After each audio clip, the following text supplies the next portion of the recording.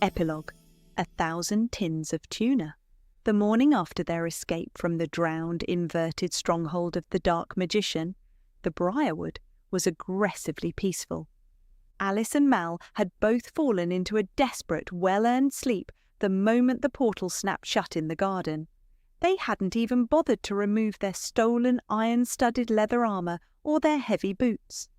They had simply collapsed onto the soft, damp grass of the lawn, surrounded by the quiet, collective hum of 1,000 exhausted magical creatures. When Alice finally opened her eyes, the sun was high and bright, casting warm golden rays through the ancient oaks. She groaned, pushing herself up stiffly on her elbows. Her muscles ached with a profound fatigue, but the air smelled of blooming lavender, not ozone, and ash. She looked around the garden, her breath catching in her throat. There were cats everywhere. Every single inch of the overgrown lawn, the heavy oak table on the patio, the thick rosemary bushes, and the low stone walls were covered in sleeping black felines. They were draped over the porch steps and curled tightly into the roots of the massive sycamores. The few that were awake were lazily grooming the dust of the harvest room from their sleek coats or drinking deeply from the small, clear river that babbled past the edge of the property. Alice smiled, a profound sense of relief washing over her. They had actually done it. She carefully picked her way through the sleeping maze of black fur, heading toward the back door of the cottage. The inside was just as crowded. Cats were asleep on the kitchen counters, curled in the sink, and piled high on the sofa in the living room. Alice decided, above all else, that a bath was desperately needed. The smell of Severin's corrupted realm was still clinging to her skin and the rough fabric of her stolen armour. She quietly pushed open the bathroom door, only to find the tiled floor and the edge of the porcelain tub occupied by 6 drowsy guardians. "Poppet," Alice projected mentally, leaning against the doorframe. "Could you please ask the cats in the bathroom to exit? I would really like some privacy while I bathe." A moment later, Poppet padded silently into the hallway, his yellow eyes bright and alert despite the exhaustion of the previous night. He didn't say a word, but he offered Alice a slow, respectful blink. He slipped past her into the bathroom. A few seconds later, the 6 black cats trotted out, offering Alice sleepy, grateful chirps before finding new spots to curl up in the hallway. Leaving Mal sleeping peacefully in the sun-drenched garden, Alice finally stripped off the heavy, foul-smelling leather armour. She ran a hot bath, scrubbing the grime, the sweat, and the glowing green dust of the Library of the Forgotten Stars from her skin. The hot water was glorious, melting the tension from her aching muscles. When she was finally clean, she dressed in her own comfortable, soft cotton clothes, a pair of worn jeans and a light sweater. She felt like herself again. She walked into the bedroom, pulling the heavy floral curtains wide open. The bright summer sunlight flooded the room, spilling out through the open window and directly onto Mal, who was still snoring softly in the grass below. "Mal!" Alice called out, leaning over the windowsill. The armoured archaeologist jerked awake, his hand instinctively flying to the hilt of the broadsword that was no longer strapped to his back. He blinked blearily up at her, shielding his eyes from the sun. "It's time for you to have a bath again," Alice told him, resting her elbows on the sill. "Yes, Scotsman," Mango's voice projected instantly from a sunny patch of grass near Mal's head. The black cat was lying on his back, exposing his soft belly to the warmth.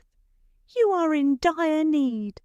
The river bath you took yesterday was clearly insufficient to mask the lingering stench of subterranean terror." Mal groaned, pushing himself up into a sitting position and rubbing his bearded face. He looked around the garden, his blue eyes widening as he took in the sheer, overwhelming number of cats occupying the property. "What are you going to do next?" Mal asked, his voice rough with sleep, gesturing vaguely at the sea of black fur. "Well, for a start," Alice sighed, resting her chin on her hands, "I need to go shopping for about 1,000 tins of tuna." Get the good stuff, Mango reminded her quickly, rolling onto his side to look up at her. We did not dismantle an interdimensional empire for generic brand flakes. I think I'll have to get every can of cat food, some tuna, chicken, and absolutely anything else edible for cats in a 10-mile radius. Alice laughed, shaking her head at the sheer logistics of feeding an entire magical species. Mango sat up properly, his tail wrapping neatly around his paws. As we have saved the multiverse from a very dark time, perhaps a trip to the fishmonger would be appropriate. And just to check the quality, Poppet and I should probably join you. Of course you should, Alice smiled. I wouldn't dream of going without my portal weavers. So, leaving Mal to enjoy a much-needed luxurious hot bath, Alice grabbed her car keys.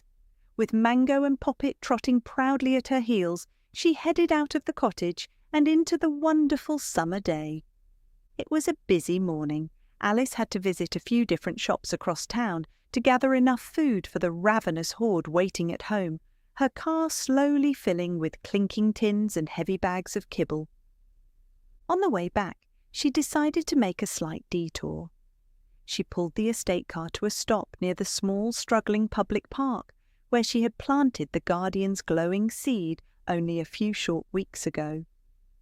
As she stepped out of the car with the cats, Alice stopped in her tracks. The atmosphere of the surrounding area had completely changed. The heavy, suffocating smog and the chaotic, buzzing static of the city's frequencies were gone. The air felt clean and remarkably light. The people walking the pavements weren't rushing with their heads down. They were smiling, their faces turned up to enjoy the bright sunshine. The park itself, which had once been an empty, sad patch of dry dirt, was now vibrant with a powerful, positive feeling. Children were running across lush green grass, their laughter ringing out under the ancient oak trees. And there, growing vibrantly from the exact spot where Alice had buried the magical seed, was a beautiful, sprawling shrub covered in brilliant white flowers. It hummed with a quiet, grounding resonance that Alice could feel all the way to her toes. She had done it. She had anchored the healing in her own world. "Come on, my little cheese monsters," Alice smiled softly, turning back to the car. "Let's go home." Over the next week, the cats quickly recovered at the cottage. The lush green realm of the Briarwood was a place of endless wonder for the inquisitive, magical felines. It was incredibly far removed from the hot, dry, sun-baked world they called home. The occasional sudden English rain showers were a source of great concern and much vocal complaining, but for the most part, the days they spent recuperating were warm and sunny. The small crystal-clear river running past Alice's cottage provided a wonderful, clean source of water, and Alice's daily exhausting trips to fetch towering piles of food for them were very much appreciated, as Mango frequently told her. The dull, cloudy film vanished from their golden eyes, and their sleek black coats regained their healthy, magical shine. But as the days passed, Mal and Alice knew they couldn't keep an entire pantheon of magical guardians in the English countryside forever. They had to return to Bath.